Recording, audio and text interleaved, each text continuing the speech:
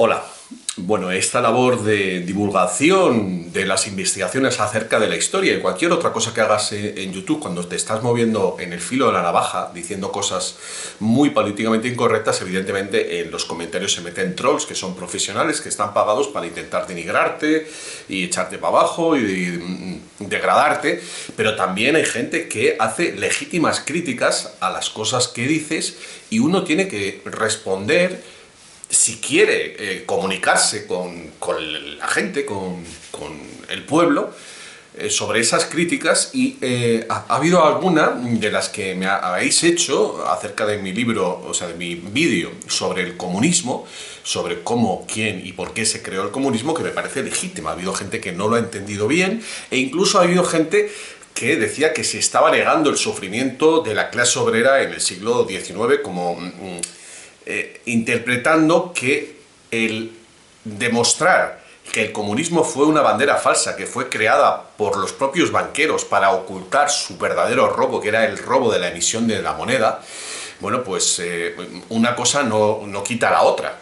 El sufrimiento está ahí, pero lo que hay que, bueno, creo que tengo que afianzar es la argumentación partiendo de cosas que a lo mejor hay gente que no conoce, porque hay gente que no conoce la creación del dinero, cómo se crea el dinero, el vídeo El dinero es deuda, y claro, uno da por supuesto ciertas cosas y si no tienes ese bagaje, pues es difícil seguir la argumentación. Pero bueno, volvamos al presente, o sea, es que presente, el siglo XIX y el XXI, en el XXI las cosas se están ya dejando patentes, evidentes, nadie puede negar ya que tanto los sindicatos como los partidos de izquierda, ya sea socialistas, comunistas, ecologistas, están siguiendo la agenda de los capitalistas, de los grandes capitalistas del Foro de Davos, que son quienes han escrito la Agenda Verde y la Agenda 2030.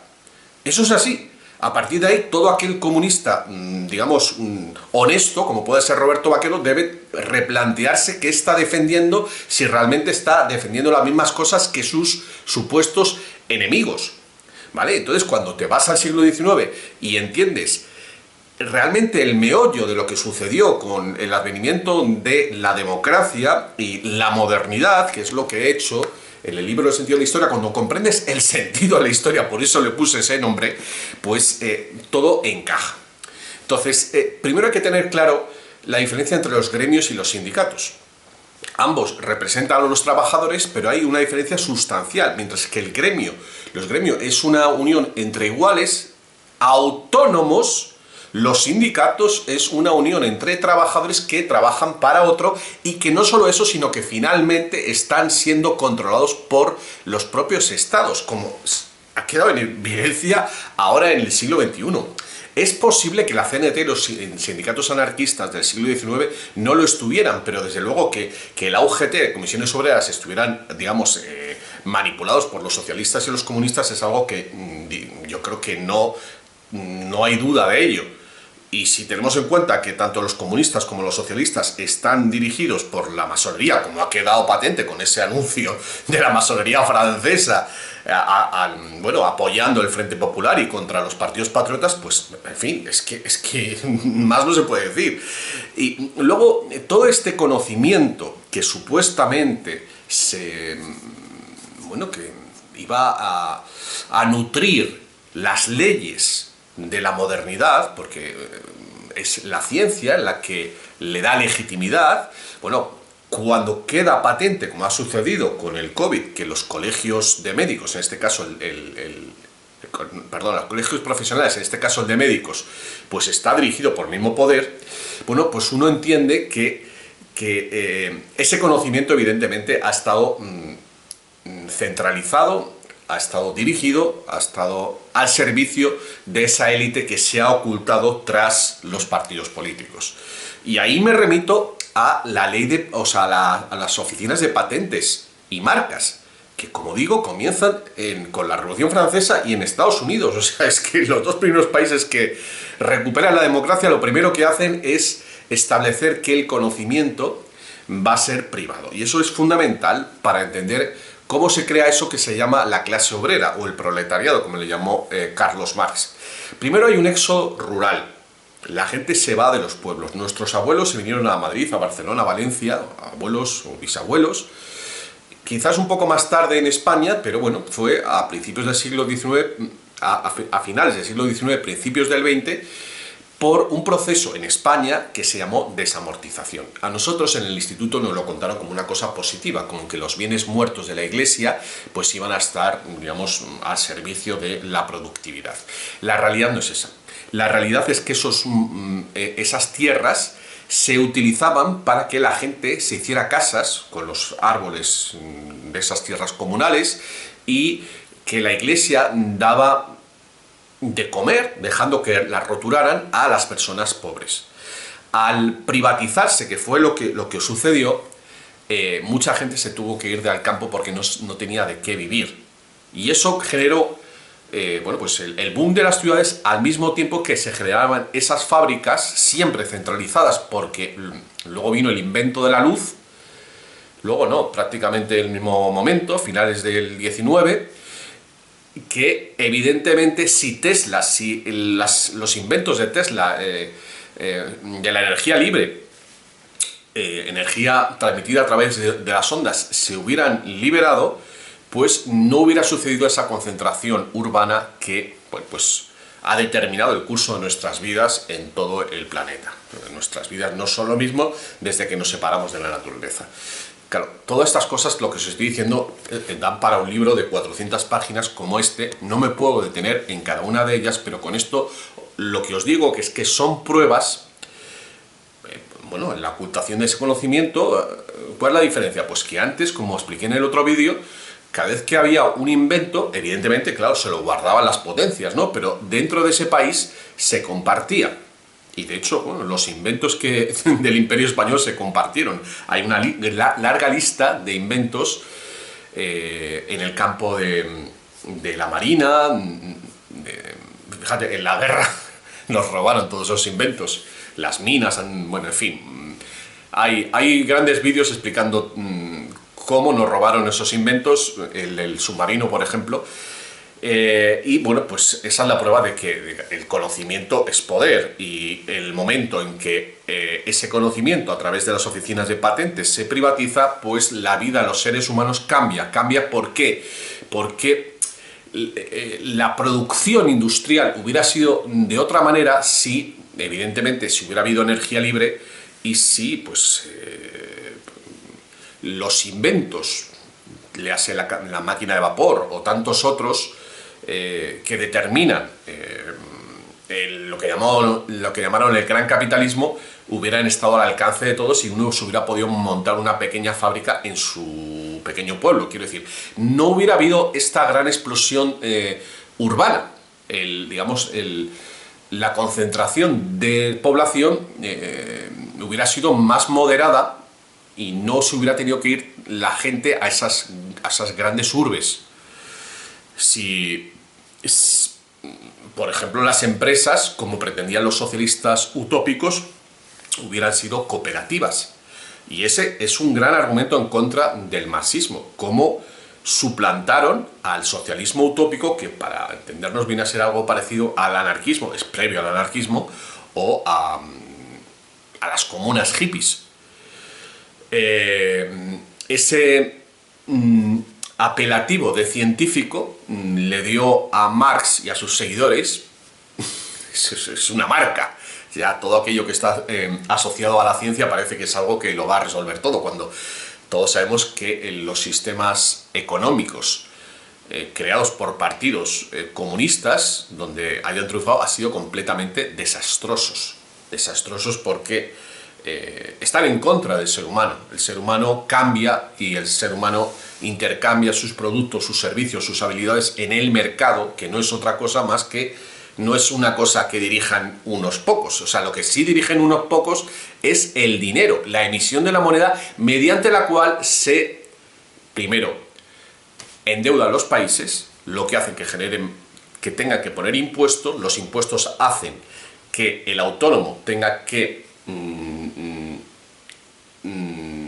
pasar a trabajar para un empresario, abandonar su autonomía. Esto es fundamental, no tener la posibilidad de ser autónomo o montar una pequeña empresa, que es lo que estamos viendo ahora prácticamente con bueno, pues estas grandes empresas de Internet como Amazon. ¿Qué ha pasado con Amazon? Pues Amazon ha tenido pérdidas durante, yo qué sé, más de una decena de años. Y ha ido tumbando a otras empresas de manera que poniendo unos precios por debajo del beneficio hasta que ya se queda con todo el mercado prácticamente y entonces, pues bueno, descubre los precios.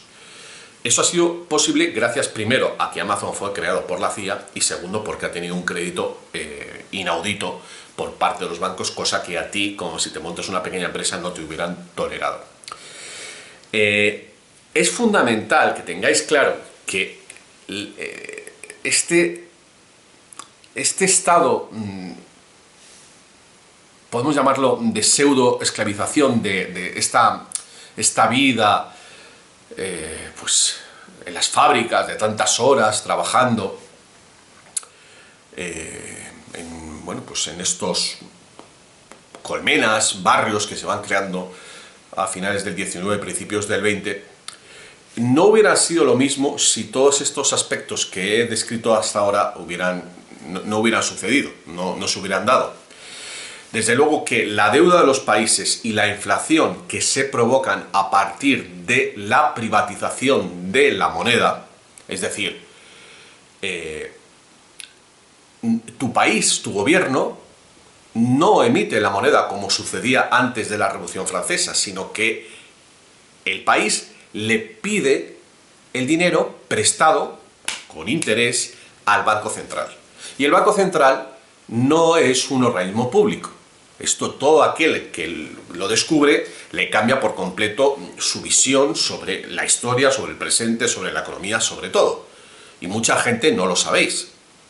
Los bancos centrales son propiedad de la familia Rothschild, o eran, porque según mis informaciones han dejado de serlo. Entonces, cuando tu dinero, y esto es una cosa más complicada de explicarlo en 3 minutos, ahí están los vídeos de Money Masters, muy recomendable, o el que traduje yo del dinero de deuda para explicarlo con más detenimiento.